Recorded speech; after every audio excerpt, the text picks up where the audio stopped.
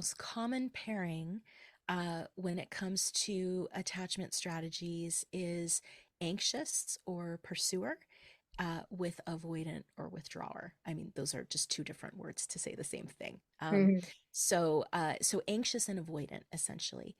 Now, there are certainly couples out there who are pursue or anxious, but those tend to escalate and come to a head with conflict much more sooner than anxious avoidant. And that's because both partners are using the strategy of trying to reach out for connection by telling their partner what their partner's doing wrong and what they need. And that leads to escalating criticism and blame and a heightening of emotions that Mhm.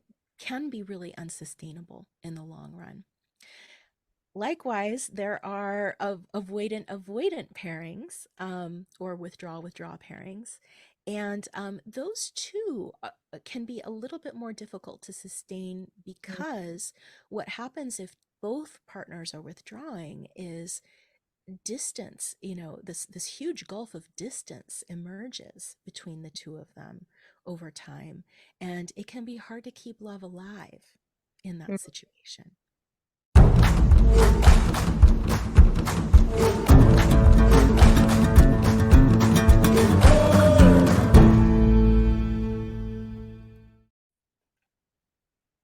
Hi, everyone. This is the Ego Project, and I am Lisa Heidel, and I'm here with my co-host. Christine Seidel, and together we have a returning guest therapist. Joy Malek.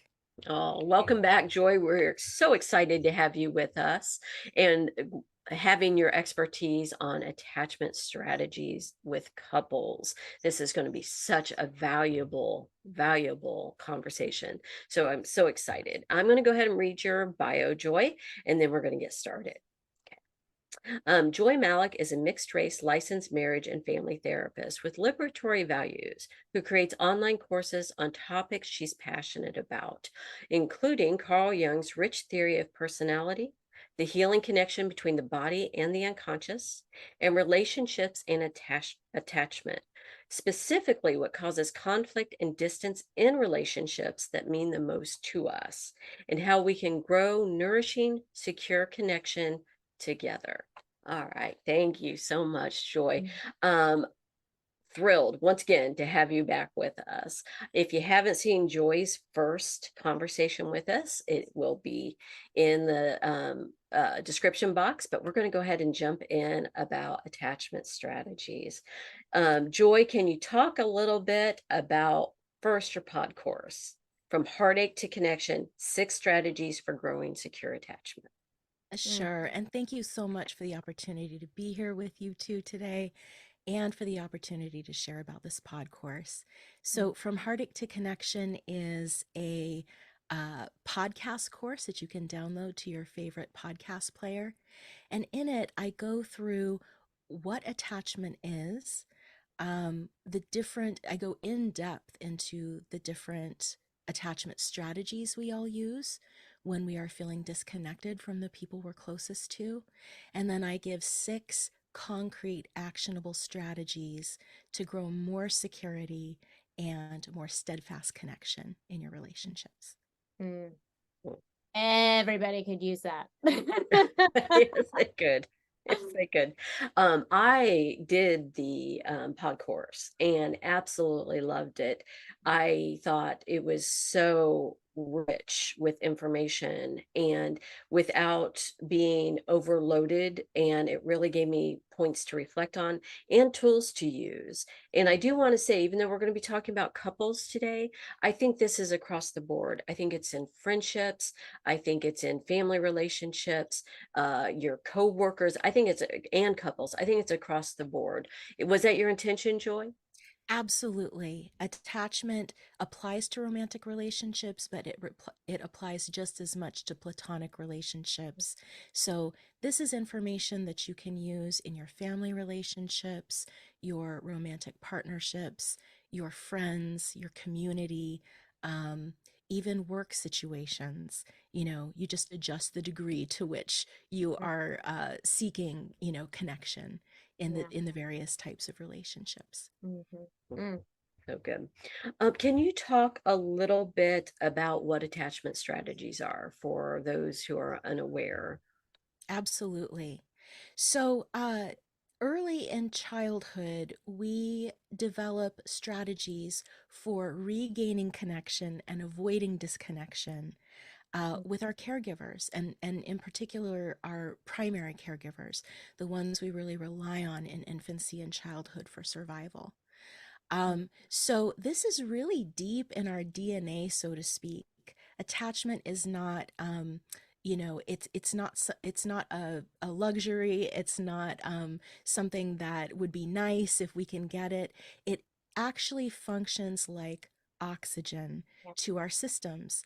The parts of our brain that are related to attachment are in the same area of the brain that breathing is located in. So we actually need safe, secure connections, steady, steadfast bonds with others in order to survive.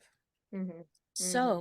Mm-hmm. So, having said that, we develop different types of strategies to deal with disconnection and try to reconnect early in childhood based on the experience that we had with our caregivers. And there are a number of different strategies that we can develop based on the nature of the bond that we had with those early caregivers. Mm-hmm. That's good. And what you're saying is without having healthy attachment, our Mhm. relationships are going to flounder. Yes, absolutely. Okay. And we need relationships with healthy attachment in order to thrive. Mm-hmm. Great. And can you talk a little bit about the different attachment strategies people use to feel that connection? Absolutely. So, maybe I can actually connect the strategies to how they develop in childhood, if that would be helpful. Mm. Oh, great. Even better. Yeah. Yeah. So, children who grow up with primary caregivers who uh, are not perfect, no one is, right? But these caregivers are most of the time able to be tuned into their kids, to recognize what their children are feeling, and be responsive, empathic to those feelings, and responsive to that child's needs. Um, those children grow up with a sense of security in their relationships. And so they use secure attachment strategies in adulthood whenever in their adult relationships they're experiencing a sense of threat to the connection with their Mm-hmm. loved one. Mm-hmm. Um, and so, picture if this wasn't your experience, picture having grown up with caregivers who were pretty much there for you and they missed it sometimes, but overall, you had a sense of being really held in a safe emotional space Mm-hmm. um, where, when you had an emotion, people cared, people responded, and when you had a need, that need was met to the best of your caregiver's abilities. Well, then in adulthood, what's going to happen when you're in a relationship and there's conflict or there's distance widening between you and your loved one, you're going to experience that. I mean, it's not going to feel good, right? It never feels good when we're Right. experiencing disconnection. But you're going to have sort of a baseline expectation that we'll get through this because that Mm-hmm. was your experience growing up. Mm-hmm. you're Mm-hmm. gonna you're gonna assume that though it feels really uncomfortable right now, and you may be hurt and you may be angry, reconciliation is just around the corner, and Mm-hmm. you have sort of a fundamental trust that the people you love actually care about you and also want to reconnect. Yeah. Mm-hmm. So that's what happens when we grow up with a sense of secure attachment. Mm-hmm. We can also grow up with a sense of insecure attachment. And I want to be clear here, I'm not bashing caregivers. This is not about shaming anyone. Our caregivers respond to us typically according to with the sort of strategies that they learned, Mm-hmm. early on in their lives. So there's no blame here. But there are a number of different types of insecure attachment strategies, three to be exact, if we just kind of group them in general Mhm. categories. And the first I'll explain is anxious attachment. So, uh, folks who have anxious attachment strategies as their go to grew up with caregivers who maybe really wanted to be there for them and actually were there for them emotionally. I want to be clear, I'm talking about emotionally Right. here. Were there for them emotionally, but inconsistently. So Mhm. sometimes their caregivers, their experience of their caregivers was, my caregiver is online, they can see me, they can empathize with me, they can be responsive to my needs. And then sometimes perhaps the caregiver was too overwhelmed with their own emotions and was unable to do that. And so that creates a sense of vigilance in the child. Mhm. The child is anxious about whether the connection is going to last when they are feeling connected to their Mhm. caregiver. And then when they aren't, the strategy becomes to pursue that connection. They want to Mhm. get back to feeling a sense of safety. Now, in adulthood, the way that the anxious attachment strategy plays out is you tend to really have your finger on the pulse of how connected you feel to your Mhm. loved ones, to your primary, relationships. And you are vigilant, you're in a state of alert about any sort of impending conflict or distance or disconnection that might be coming. And when you feel that threat of disconnection, or when you feel disconnection itself, you're going to pursue your loved one in your heart, feeling lonely, afraid, hurt. Uh, but outwardly, what your loved one is likely to see is that you're telling them what they're doing wrong, how they need what they need to be giving you, and what you need from them. And that comes across as criticism or blame Mhm. to your loved one. Um, so should we move on to avoidant attachment strategies? Mhm. I would love to Mhm. go through the strategies and then loop back because I have questions, and Yeah. I'm sure Yes. Christine does as well. So I think getting them all out so we can then use the Mhm. languaging that people Mhm. need in order to understand what the strategies are. So yeah, let's move on to the avoidant. Mhm. Okay, great.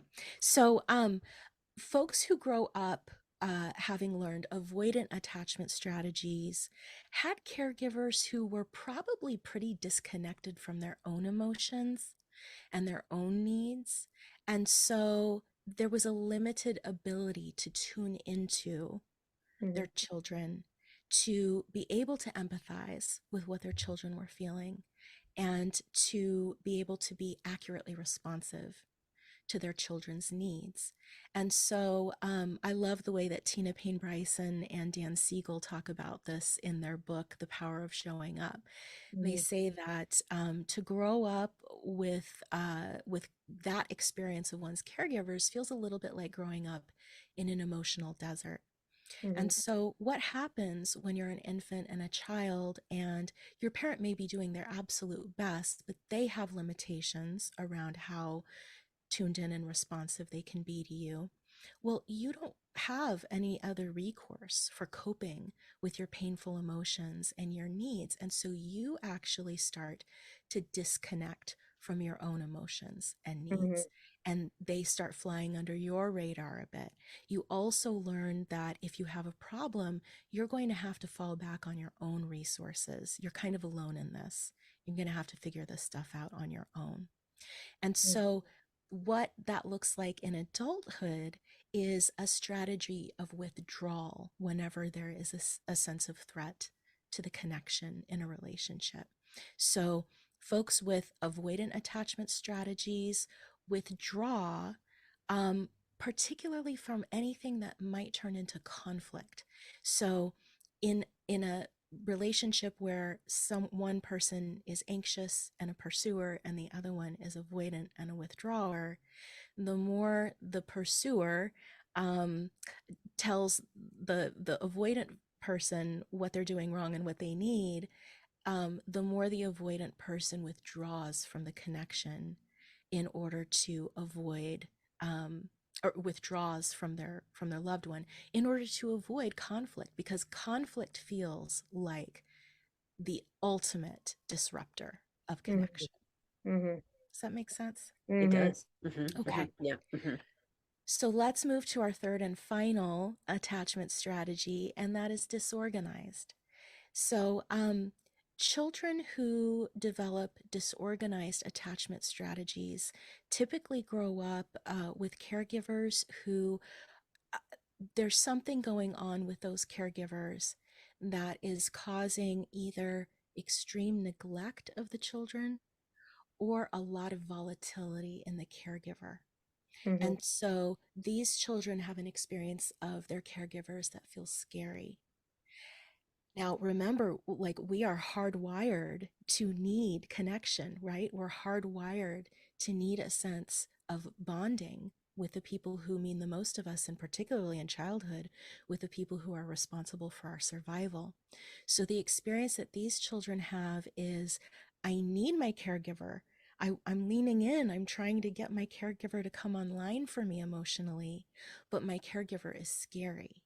Mm-hmm. And that leads to a state of freeze. If we think about fight, flight, or freeze, that Mm-hmm. leads to a state of freeze in the children, where they're stuck. They can't move, they can't go forward toward their caregiver, and they can't really protect themselves from their caregiver either. And in adulthood, what that looks like is a an adult who commonly frequently has an experience of their nervous system freezing, meaning they go a little bit out of touch with what's happening in the moment. They may feel numb. They may feel like things are kind of going in slow motion. um, they may kind of miss what's going on around them. It's an involuntary protective nervous system response. And their adult relationships are typically characterized by volatility because they didn't have safe caregivers who they could experience comfort and safety with. And Mm-hmm. so there's a bit of a push pull in the adult strategy. Basically, I want you, I need to feel close to you, but I'm going to reject you because I feel unsafe. Mm-hmm. So that's the disorganized attachment strategy. And it's really painful. Yeah. Mm-hmm. Thank you for that. That was very well explained. And I think it's so important for people to understand that this begins in childhood, yet as we grow, it shows itself in our relationships. And so often the healing is done as adults. And that's why understanding where it began, like you said, it's not, bashing the caregivers. It's, having an explanation of where this began so that we can start to heal it. Right. Absolutely. And I'll add one more thing, which is these strategies, there is flexibility in terms of what strategies you're using given different relationships and different moments. So overall, each of us usually has a flavor. We tend to show up more like a pursuer or more like a withdrawer, and or more in with disorganized attachment strategies. But let's say I have anxious attachment and I get into a relationship with someone who has a higher degree of anxious attachment than I do. Well, I'm going to find myself functioning more like someone with avoidant withdrawing attachment. Mm-hmm. Mm-hmm. And when it comes to the disorganized attachment style, typically each person leans a little bit more toward pursuing or a little bit more toward withdrawing. So we actually work with folks with disorganized attachment, um, in by looking at which is the strategy that's showing up a little bit more. Is it pursue or withdraw? Mm-hmm. And I think that's a good point to make, is that there's, just with so many different things within personality and attachment, is there's a spectrum of where somebody can kind of be at on that attachment strategy. And so it's important to remember, just because somebody may be identified as anxious, it doesn't mean that they are, always criticizing, or, if you're an avoidant, you're always running away. And again, we get in conflict when people begin to become aware of their pattern and their partner's pattern. They'll be like, there it is, right? But understanding that it's a spectrum, and really where we're trying to get to is closer to that secure attachment on the spectrum. Mm-hmm. Exactly. And I love what you said earlier about when we have secure attachment, it doesn't mean that when we have a disagreement or a conflict that, or it doesn't mean we won't have those things, and it that won't mean doesn't mean that they won't hurt. Like, right? I mean, we're going to feel emotions, we're going to have that experience. And I think so often people feel that if I heal that, then those hard emotions or that challenging emotions will go away. It's like, no, you just can better navigate them Mm-hmm. and Mm-hmm. find healthy repair much faster. Yeah. Yes, yes, exactly. Okay, And great. the good news is we all can change our attachment style. Mm-hmm. That's something that I really want to highlight, is that we're not stuck with where we started based on our childhood experiences. There is so much research. There are really wonderful models, therapeutic models that are research validated to actually help people move from whatever insecure attachment strategies they use to secure attachment. Mm-hmm. Hmm. Thank you for saying that. I think people need to hear that this is something that we learned it, which means we can unlearn it, and we can replace it with healthy behaviors Mm-hmm. and attachments. That's right. Mm, that's so good. Okay. Let's go ahead and talk a little bit where couples are concerned and how they attract. I think this is so important because we have control. We have more power here than we think we do. So can you go ahead and share with us how people attract? Absolutely. So it's very interesting. The most common pairing when it comes to attachment strategies is anxious or pursuer with avoidant or withdrawer. I mean, those are just two different words to say the same thing. Mm-hmm. So anxious and avoidant, essentially. Now, there are certainly couples out there who are pursue or anxious, but those tend to escalate and come to a head with conflict much more sooner than anxious avoidant. And that's because both partners are using the strategy of trying to reach out for connection by telling their partner what their partner's doing wrong and what they need. And that leads to escalating criticism and blame and a heightening of emotions that can be really unsustainable in the long run. Likewise, there are avoidant pairings, or withdraw pairings, and those too can be a little bit more difficult to sustain, because what happens if both partners are withdrawing is distance. This huge gulf of distance emerges between the two of them over time, and it can be hard to keep love alive in that situation. But anxious avoidant or pursue withdraw couples have sort of a self reinforcing cycle where the more the pursuer pursues, which creates conflict, the more the withdrawer withdraws from that conflict. And it's not like the pursuer starts it. It's a chicken and the egg Yeah. scenario. We could Yeah. also say the more the withdrawer withdraws, the more the pursuer Mm-hmm. pursues, right? Mm-hmm. Mm-hmm. And so what is actually at fault here is that negative cycle of pursue, withdraw, or withdraw, pursue. Not either partner. Either partner, both partners are in fact trying to preserve the relationship. The pursuer is trying to pursue it, trying to preserve the relationship by pursuing lost connection, and the withdrawer is trying to preserve the relationship by not letting things get worse with conflict, not letting more disruption to connection happen. And so it's kind of like a match made in heaven, but also maybe a match made in Hades. Yeah. Depending on what cycle they're in, I right? want to I be like the I wanna, perspectives. right? I want to try to use polite words on your podcast.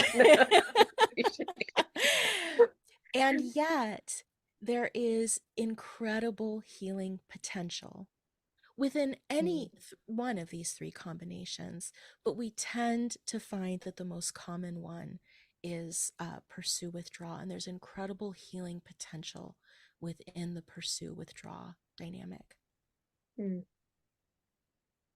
When you were talking about the anxious attachment and you know, asking for what their needs are to have their needs met, can you clarify that? Because I think some listeners might hear like, well, then I'm not supposed to ask for to have my needs met, and that's not what you're saying at all. So can you clarify that for our listeners? Yeah, thank you for catching that. I think that's absolutely true that that's the way that it can be coming across. So, here is where, and this is a big part of the pod course that that I we referenced earlier. Um, it is looking at what is going on below the surface emotionally for each partner, what their partner can't see is going on inside versus what is going on above the surface, and that's the behavior and the words and the tone of voice and everything that your partner can see. So what's going on below the surface for an anxious pursuer is hurt, feeling so alone, feeling abandoned. I mean, that's really key, feeling emotionally abandoned by their withdrawing partner. And so, what they need is reassurance. And there's absolutely nothing wrong with needing reassurance. In fact, we all need reassurance, Mhm. including avoidant or withdrawing partners. Mhm.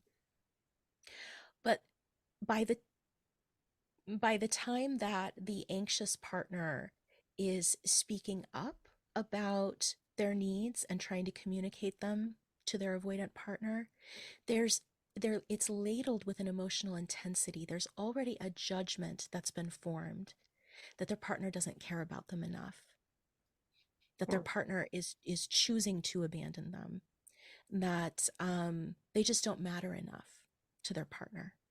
And so it comes out not in a soft vulnerable way where you're saying, look, I feel really hurt, and I want to give, like, I know that you wouldn't actually want to hurt me. No, it comes out in a way that's very accusing of their avoidant partner's motives and Mhm. intentions. Mhm. And that's what I mean by criticism. It's not that the pursuer should not reach out to get their needs met, they absolutely should, but it's the the key is kind of like, have you already, because you're feeling emotionally abandoned, come to assume that your partner doesn't care about you enough, or that you don't matter to them, or that they're doing things wrong? And if so, and that's the case with most people who have anxious attachment, and use those strategies, if that's the case, then the way in which they approach their partner can't be digested, Mhm. Mhm. can't be absorbed and taken in, because their partner is so busy trying to trying to defend their motives and their intentions and their love for their partner. So let me ask you this. So that you just said intentions, so it's almost like the assumption that my partner's intentions is to reject or abandon me or whatever. And so is that the conditioning that occurred in childhood, to where when there wasn't consistency, for the anxious, or if there wasn't availability for the avoidant, as a child, you have to make some type of reality statement in order to move forward in life and try to meet those needs. So, like maybe for the avoidant, becoming more of that internalizer, like I will be self-sufficient, I can do this myself, and that way I'm protecting myself from having, you know, to feel rejected or whatever. And then for the anxious, maybe being an externalizer where I need externally somebody needs to show up for me and give to me. So is the really disruption around the partner's assumption of the intentions, but those intentions really came from childhood because they needed some pattern to trust. I think that's beautifully said. I want to say that what gets most foundationally internalized when a child is having an experience that causes anxious attachment strategies Mm-hmm. is that I don't really matter. Mm-hmm. That is how they're going to make sense of the fact that their parent is there sometimes, but it really can't be counted on. Mm-hmm. Mm-hmm. The way in which their parent shows up is too inconsistent. So the internalized sense is I just must not matter. And so that is what the person with anxious attachment brings to their adult relationships. If they do pair with someone avoidant, then when that avoidant person isn't there for them, they're going to assume it's because I don't matter enough to you. Mm-hmm. And that's what gets instilled in terms of Mm-hmm. the sort of judgment about the partner's motives. Mm-hmm. Now, on the other hand, children who grew up with caretaker experiences that caused avoidant attachment strategies, Mm-hmm. what they internalize from the fact that their parent is kind of never really totally plugged in, um, is that I'm not enough. Mm-hmm. I'm not enough to become a blip on your radar, caregiver. Mm-hmm. And so what they experience, when it comes to their conflict and distance in their adult relationships is when I hear you tell me what I'm doing wrong and that I'm not giving you what you need, that just affirms my core belief that I'm not enough for Mm-hmm. you. Mm-hmm. Interesting. Okay. Yeah, makes a lot of sense. And then you said with the disorganized, that's where you get the more hyper independent. But also, do they shift between avoidant and anxious, which I imagine causes a lot of confusion in a relationship, right? Like, I don't know which way you're zigging and zagging, and I can't keep up, right? So, can you talk a little bit about the disorganized? Absolutely. So, yes, you're absolutely correct that someone with disorganized is going to show up with both patterns, that alternate in a way that's really unpredictable. So, it's not that they're hyper independent. There's actually a great need that people with disorganized attachment strategies have to feel safe and secure in their relationships, and they really do pursue that.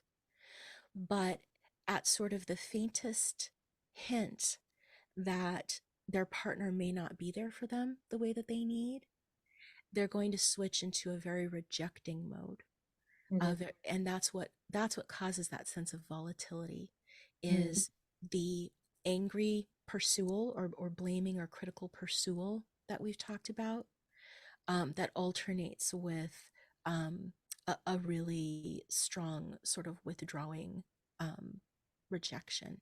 And it can cycle so fast that it is terribly confusing. It's confusing to the person with disorganized attachment, and it's confusing to their partner. Mm-hmm. And it winds up feeling very chaotic in relationships. And we can have a great deal of compassion for why that is, right? Mm-hmm. Because this is a child who grew up without safety. Yeah. Yeah. Okay. Can we attach some language that might be familiar to our listeners, such as, would you say people pleasing would fall under more anxious? That's a great question, Lisa. I actually wouldn't say that, and here's why. Um, the person who uses anxious attachment strategies may be quite a people pleaser, and their people pleasing comes from I really need you in my life. I need the reassurance of feeling harmony and good connection with you in order to feel safe. So I'm going to do everything I can to, you know, try to be exactly who you need me to be so that you'll be who I need you to be. But the person who uses withdrawing strategies, actually, one whole section of withdrawing strategies has to do with placating, appeasing, and acquiescing.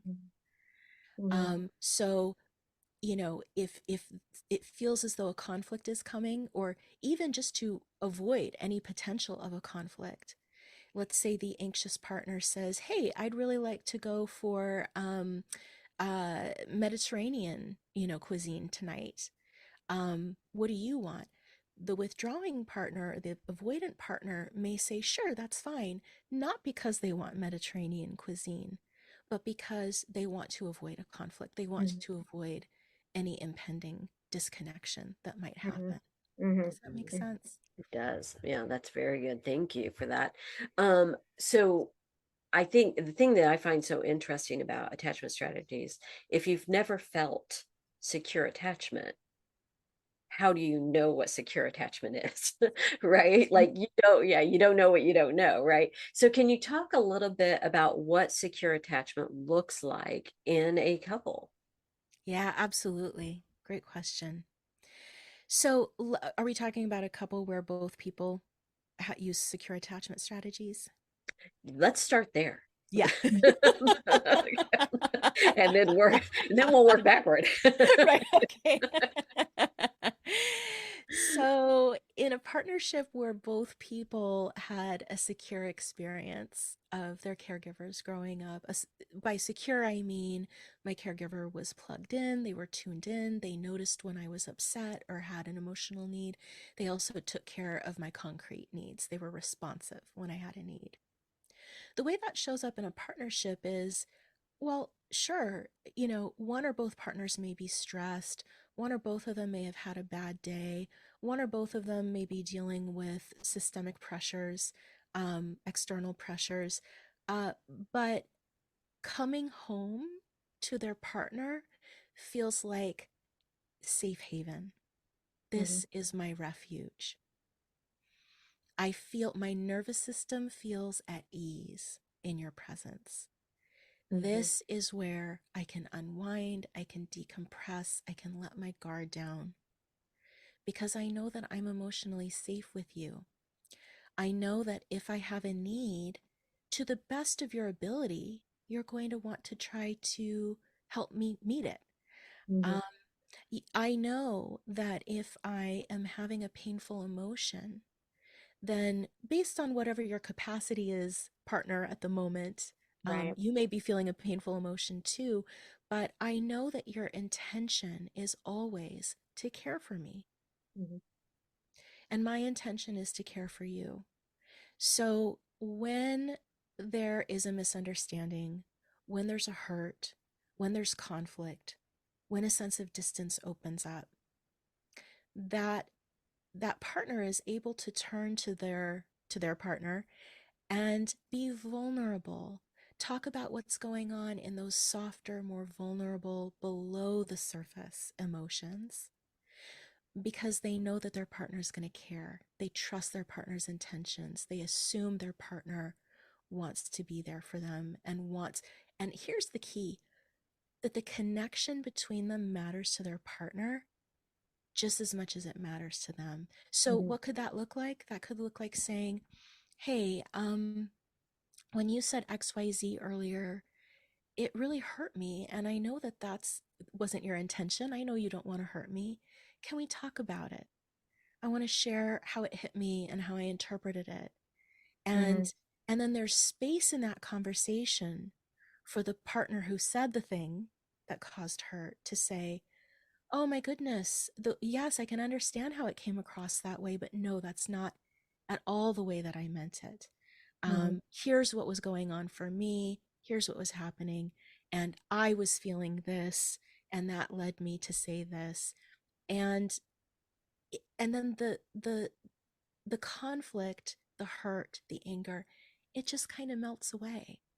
because they're able to communicate with a real sense of, um, what's the phrase I'm looking for? Giving their partner the benefit of the doubt that hurts Mm-hmm. aren't intentional. Right. Mm-hmm. Or that they're not communicating something about the partner's fundamental value as a person. That's exactly it. Mm-hmm. That that when I come to you with a way in which you may have hurt or angered me, um, I'm not I'm not mistaking it for, um, actually let me come at it a little bit differently. Um, I- I'm I'm not going to make assumptions about your character. I'm not going to take it to, you know, this means I don't matter to you. This means Mm-hmm. I'm not enough for you. Mm-hmm. Which I'm assuming in that reflective space is actually saying, which would mean I am not valuable, I am not enough. Yes. Right. Right. Right. So all of these are kind of within the spectrum of like conflict, right?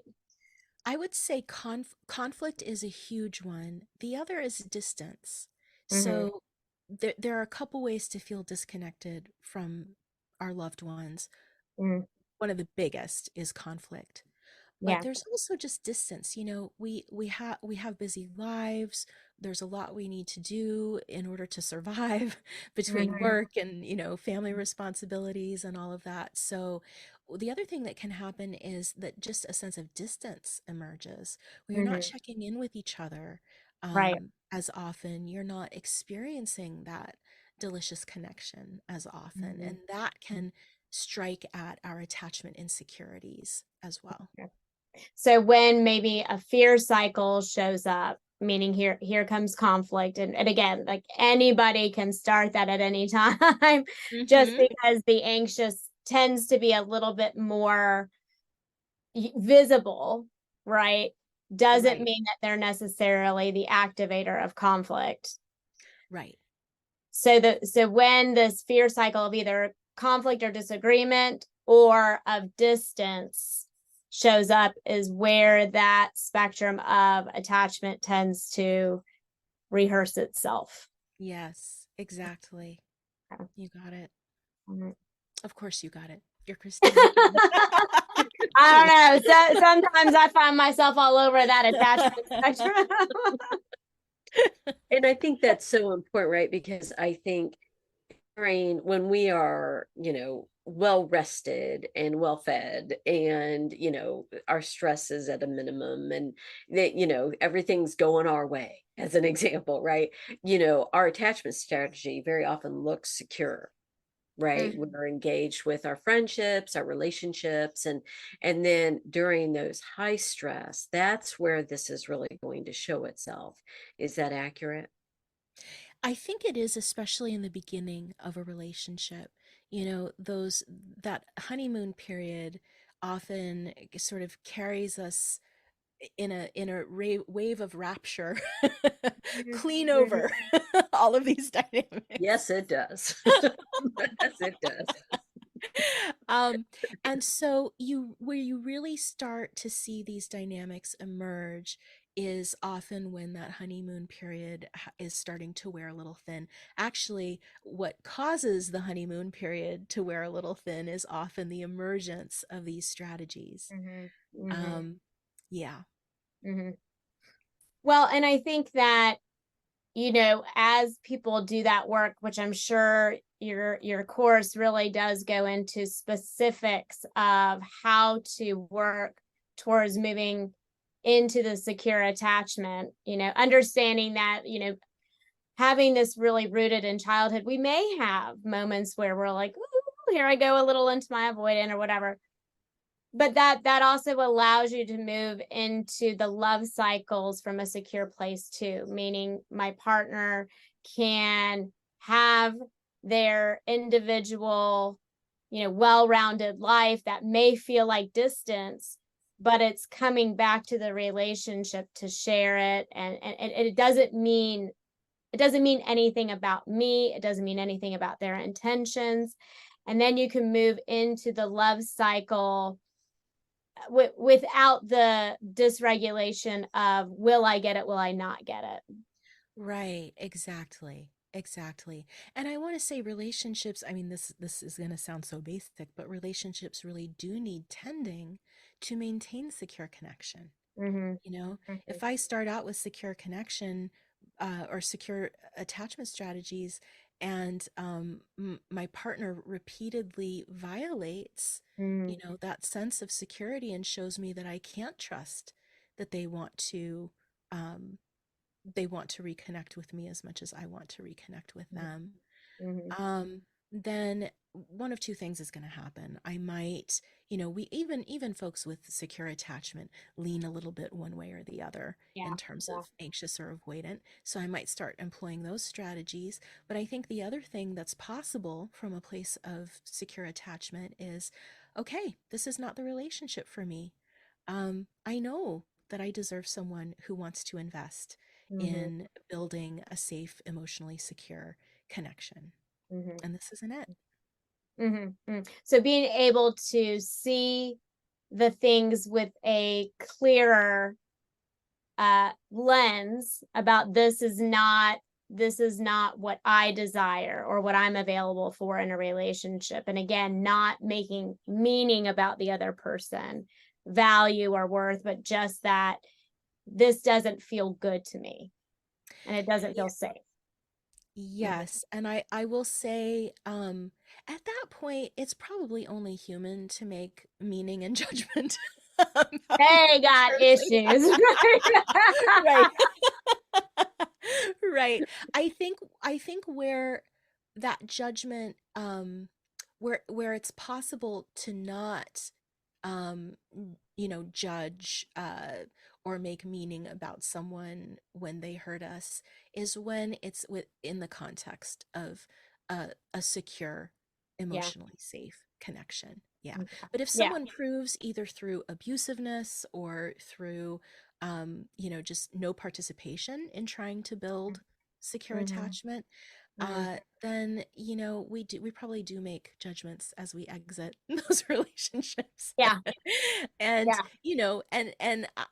from the outside, not having been in that relationship, we can have compassion for both, Yeah. knowing that um people who engage in really harmful ways in relationships um typically have had really bad experiences themselves, and Mhm. yet we're not going to enable that Yeah. by Right. staying in a relationship or advocating for a connection that Mhm. isn't safe. Mhm. Yeah. Makes sense. Yeah. And to see that clearly for ourselves when we have moved or have been able to have that secure attachment. Yes, Okay. exactly.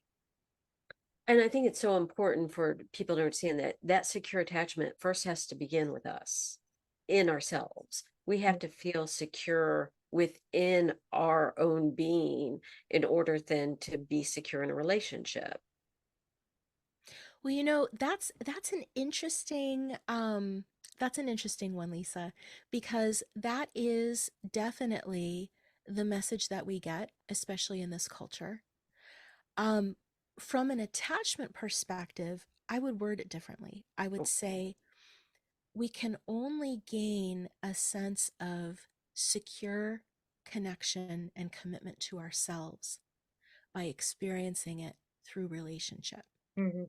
Mhm. Oh, thank you. We, yeah, Yeah. we actually have to, it's a learned, every attachment style is learned, secure and all the various types of insecure. Mhm. And so how do we heal insecure attachment? It's within secure connection. Mhm. Mhm. Um, Oh, thank you for and that. Yeah. yeah, Yeah. and Uh-huh.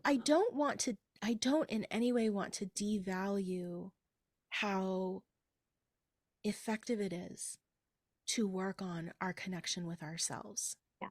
like Yeah. on our own. Mhm. That's big. That's big. Mhm. But that connection to ourselves can can become tenuous Mm-hmm. when we are in a relationship in which we're feeling actively unvalued, uncared for, or accused, Mm-hmm. unless we've had the experience of a safe, secure connection Mm-hmm. with someone important to ourselves. So that is the path to healing. Mm-hmm.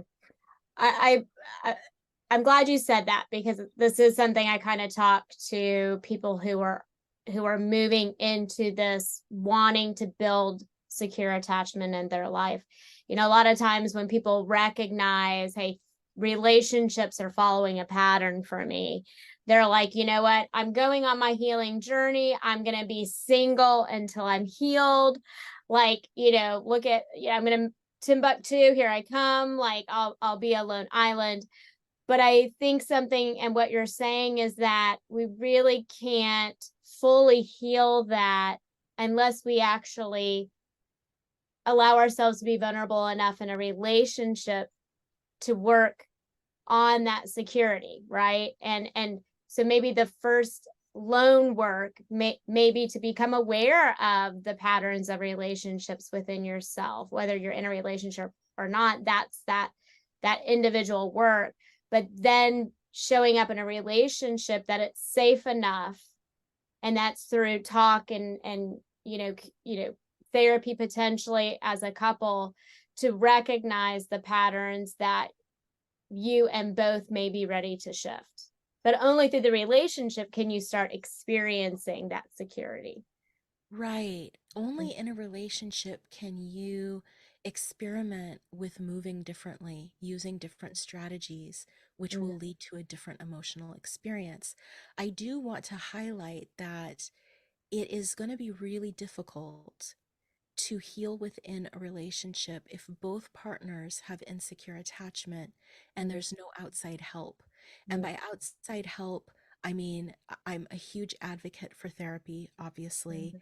Mhm. I think that that is, if it's accessible to you, I think that that is uh, probably one of the most powerful routes, and that would be therapy with a therapist who has experienced healing in their own attachment Mhm. strategies Mhm. if they did not come out of the womb with secure attachment. Right. Which most Actually, of us strike that. did That's not not. how it happens. Yeah, no one comes out of the womb with secure attachment.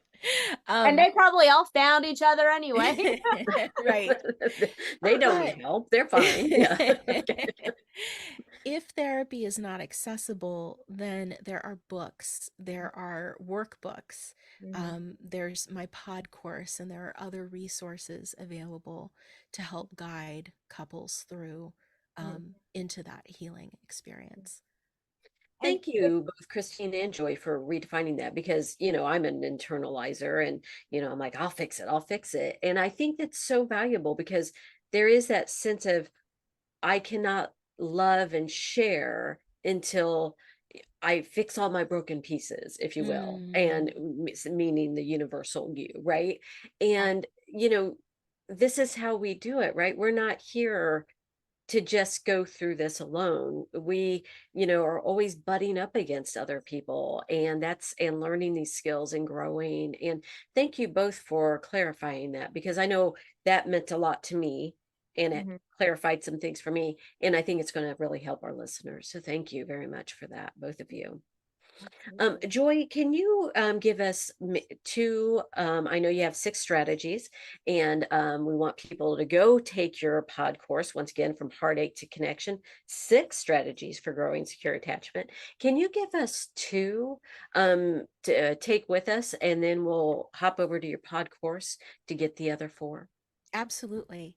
So I think probably the two that are most in line with what we've discussed today would be, and these are companion strategies. So one of these two is going to be for the anxious partner, and the other is going to be for the avoidant partner. Um, that would be, let's see, anxious partner, recognize that your avoidant partner is feeling below the surface. Um, I'll get into that and then I'll share the second one. So the idea here is avoidant partners can be very emotionally charged inside, and yet look cool, calm, collected, and indifferent above Mm-hmm. the surface. Mm-hmm. And so what's happening likely is that the avoidant partner is feeling so much that, number one, um, they have learned to kind of bottle their feelings, having had that childhood experience that they're not going to be met anyway. Mm-hmm. And number two, they may actually be in a state of freeze Mm-hmm. because they're so overwhelmed by the emotions generated by the conflict with their partner that they go a little numb. And trust me, it doesn't feel good. It's Mm-hmm. an involuntary nervous system response, like I said earlier. So m- the the number one strategy I want to share for anxious partners is know that when your avoidant partner looks indifferent, or like they're not impacted by what you're sharing, please know that they are actually probably experiencing emotional overwhelm inside. Mm-hmm. And it's time to back off, let them process, let them digest, and then come back. Mm-hmm.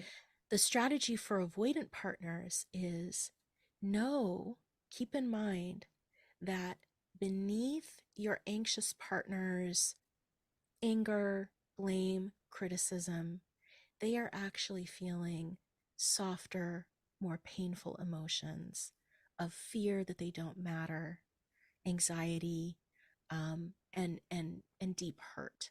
Mm-hmm. So this is a challenge in meeting what you're seeing from your partner, what they're showing you, but knowing what's actually going on inside for them that is invisible to you.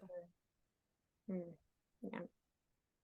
I think you clarifying the underneath the surface experiences, emotions, feelings is going to be so insightful for people, because we believe what we see, right? You see it, you believe it.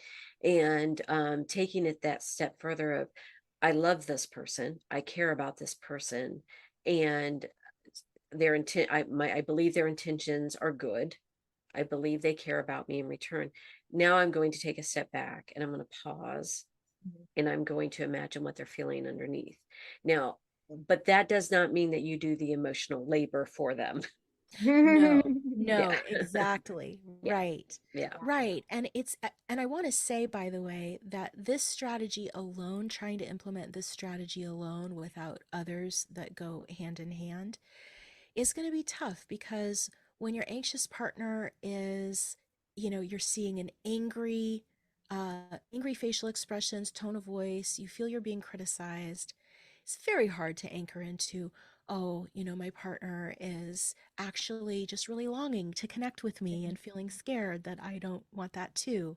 And likewise, when your avoidant partner, when you are bleeding out, so to speak, emotionally, and you are trying to take all of your hurt and fear and express it to your partner, seeking that reassurance, and they just have like a lack of expression on their face, and you may even feel ignored, like they're not listening to you.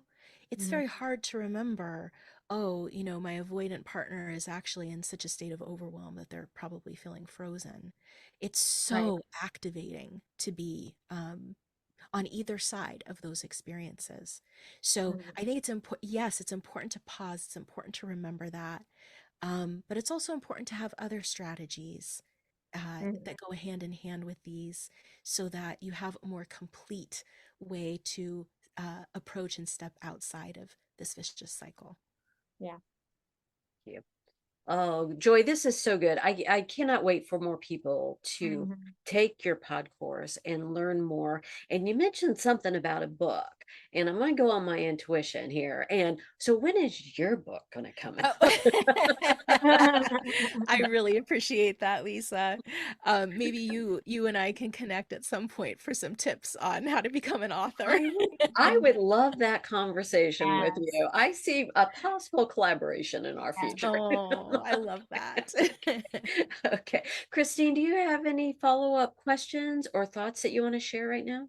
No, I would just say, you know, as far as your course, Joy, I think you're doing such a service to relationships out there, and I think it's twofold. One, I think if you go into a partnership or a committed relationship with somebody, even if it feels good, it's important to do this work. Take your course, have open, regular communication about things that come up in conflict, so that it does not create this belief system about the relationship. So even when things feel good, continue to learn about your attachment styles, continue to have conversations around your attachment styles, even as you move closer to security. And then the other piece is, relationships, again, it's reciprocity. It's really the understanding that I will give and I will receive, and in return I will give and I will receive, right? And so as you become more aware of your attachment and potentially your partner's attachment, there has to be buy-in on both sides. You cannot make somebody else understand and do the work around their attachment, no matter how much you understand and are willing to do the work on your own. That's exactly right. So, Joy, as always, you are just such a bright light in the world. So keep shining, keep shining, keep sharing your expertise, your insight. It is so valuable. We're going to put all of Joy's information, including the pod course, in the description box. So make sure to check it out. Joy, is that up indefinitely, or is there a limited time for it? It's up indefinitely. I mean, we're recording in October. I am planning to raise the price soon. So there's that, but it will be available indefinitely. Okay. And I have to say, it's a very affordable pod course, and I was taking notes and writing things down, and yeah, it's so valuable. I just cannot share it enough. Okay. Thank you. That You're means a welcome. lot. Thank you. So once again, everyone, like, subscribe, make sure to follow Joy, and you can find the pod course at joymalek.com /about, correct, on your website? / yeah, Oh, I'm about. sorry, / thank you. And I'll make sure that's correct in the description box. And anything else you want to add, Joy? No, I think that's it. This has been absolutely wonderful. Thank you so much for having me. yes, thanks for coming back again and just bringing your wisdom and intuitive attendance to all of us. So, Oh, it's such a pleasure. All right. All right, everyone, make sure to take this pod course so that you can have the relationship you deserve. That's right. Yeah. Yeah. All right, everyone. All right. Thank you. See you next time. Bye-bye.